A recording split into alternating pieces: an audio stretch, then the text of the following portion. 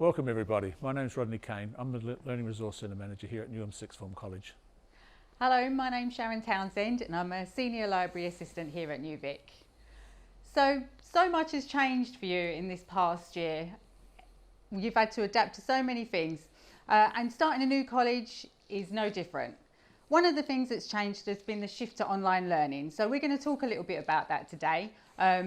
What you can expect from your online lessons, how you can get involved, and we're going to give you our top tips to make it a success. Thanks, Sharon. Okay, so I just want to wind the clock back a little bit and just think back to when you're in the classroom. What does the classroom look like to you? It's 9 o'clock, you've got a 9 o'clock start, you're going to walk in, the teacher's going to be at the front, you've got your peers next to you, you sit down, you have a bit of a chat. The teacher's going to introduce the topic to you, test your understanding, what is it that you already know, and then they're going to give you some activities to do together. You might do, I don't know, do some group work, or you might do some independent work, you might review something that's on the screen, it could be anything. So you're going to work your way through the lesson, and at the end the teacher will bring you all back together and ask some questions, and that's them testing how much you've actually learnt during that lesson. Okay, and then off you go out to break and keep chatting with your friends. So what does an online lesson look like? It's going to have a very different feel for you. To start with, it's 9 o'clock start, you're not going to be having your friends sitting next to you, or you're not going to have met them before the class. So it's going to give you that sort of, perhaps a slight bit of a feeling of isolation. So what are you going to do to get around that, okay? So, physical classroom? No, you're online, it's a virtual classroom. So you go into your classroom, the teacher's at the front of the class, they're going to introduce the topic to you. Again, they might use your Google Classroom, in the Google Classroom, but most of it we've done through Google Meet. So what Google Meet is, it's a program where you all get together, the teacher can see you, you can see the teacher, and you interact online. You can still do lots of activities, you can do sorts of collaborating on docs, you can watch things, the teacher will do presentations for you, but essentially you're going to be working there by yourself. So just imagine your class is going to start at 9 o'clock, yeah? So you're probably going to get up at 5 to 9 and get yourself ready. Probably not the best idea, but we'll come back to that in just a minute. Okay, so everything's happened, the lesson's been done. The teachers, before the end of the lesson, the teacher's going to say to you, go to your Google Classroom, you've got some additional activities on there, make sure you do them in preparation for the next lesson, and then your lesson will sign off, okay? So that's a very, very different feel to what you're used to in the classroom. Sharon, Sharon and I are now going to give us your top tips. All right, and I'll start off with the first one, which is be prepared and on time.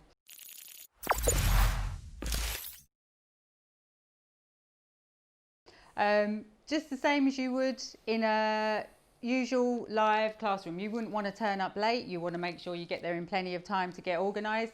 The same is true for online lessons. So Rob mentioned perhaps you'd want to sleep in until 5 to 9, and I can see how tempting that would definitely be.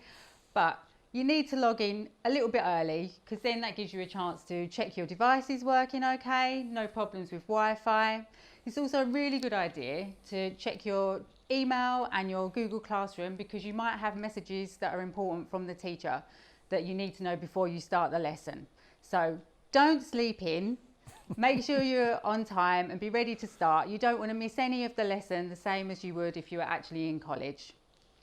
Thanks, Sharon. Yeah, one of the most important things about an online lesson and a classroom lesson is that during the first 5 to 10 minutes of the lesson, the teacher is really going to do the important part of it, which is explaining to you what you're doing today, why you're doing it, how you're going to do it, and what it is you're going to learn. So if you get up at 8:55 and it takes you 15 minutes to get yourself into your online classroom, then essentially you've probably missed the most important explanation. So always be on time. It's really, really important. The other thing that's important, tip number 2, is to look at your study space.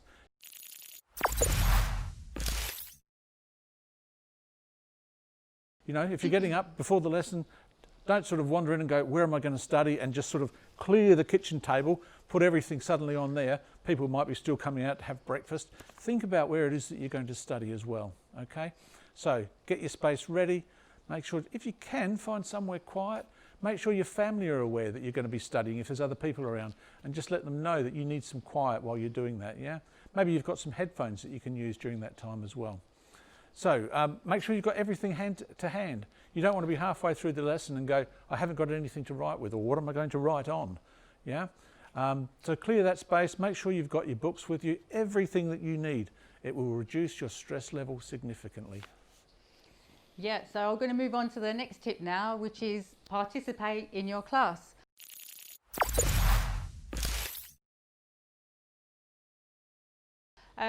We heard a lot from Rod about what the teacher will do in the lesson, what they'll expect from you, but it's not all about them talking to you or presenting to you. There are opportunities for you to get involved as well. And the more that you do that, the more you're going to get out of your lesson. So during the lesson, you might be asked to collaborate in documents or slides with your classmates. So that's just the same as doing group work as if you were in the classroom. So don't be afraid to add your bit, add your thoughts. Also, you might want to speak to the class. You might want to ask a question, so you can use your mic or the chat function to do that. Do ask questions. Ask for clarifications of the teacher. There might be something that you're not sure about. And that's really important because just as in the classroom in college, you want to make sure you've understood the lesson, and the teacher likes to know that you've understood it as well. So the key is get involved and don't be afraid to speak up when you need to. Great advice there, Sharon. Okay, so that collaboration doesn't just finish when the class finishes, okay? During that session, the teacher will guide you. They may put you in small groups so that you can go and study together, maybe in a different meeting room. But once the class is finished, again, essentially you've got to find a way to move forward. So don't lose those links with people on that level of communication. You need to be collaborating outside of the classroom. So set up your own meetings, use the chat things you've got, other social medias. You can do all sorts of different stuff, but just keep it going. Don't let it finish at the end of the lesson. Projects don't happen in isolation. You will learn so much from your peers. There's lots and lots of stuff that you can swap, ideas you can work on together, resources you can share online, all of that kind of stuff. It needs to keep going outside of the classroom. Yeah, that's great advice as well, Rod. The next thing we're going to talk about is structuring your day.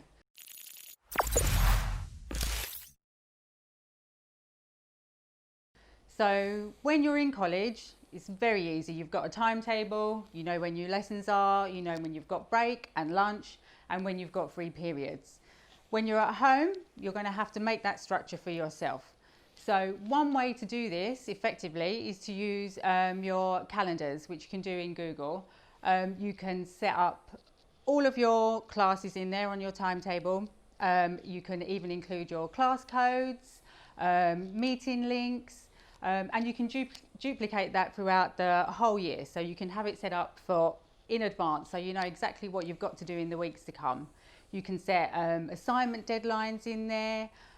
To-do lists are another great way to keep track of what's going on. But also, another thing that's very important is to make sure you schedule in regular breaks, just as you would have at college, because you need those in between your lessons and in between study periods to clear your mind, remain focused and be ready for the next lesson. Absolutely, great advice, Sharon. Okay, Sharon touched on something before about being ready for your class and being on time. On time's just not about being in the class on time. It's about making sure that you complete all of your work on time, making sure that you submit your work on time. Okay, if you start doing these things regularly and you're using your Google Classroom and you're sending your work through to the teacher, it gives the teacher a chance to respond to you quickly. You can get your feedback quickly, yeah? And to tie in with Sharon's planning there, each task, once you've finished one, you can move on to the next one. What you don't want to do is build up a backlog of tasks and I haven't submitted this, I haven't submitted that, I haven't got my feedback, and you start to lose your way a little bit, okay? So just keep that thing on time. Is going to save you a lot of time and a lot of stress. Thanks, Rod. So the final thing I'm going to talk about is using G Suite effectively.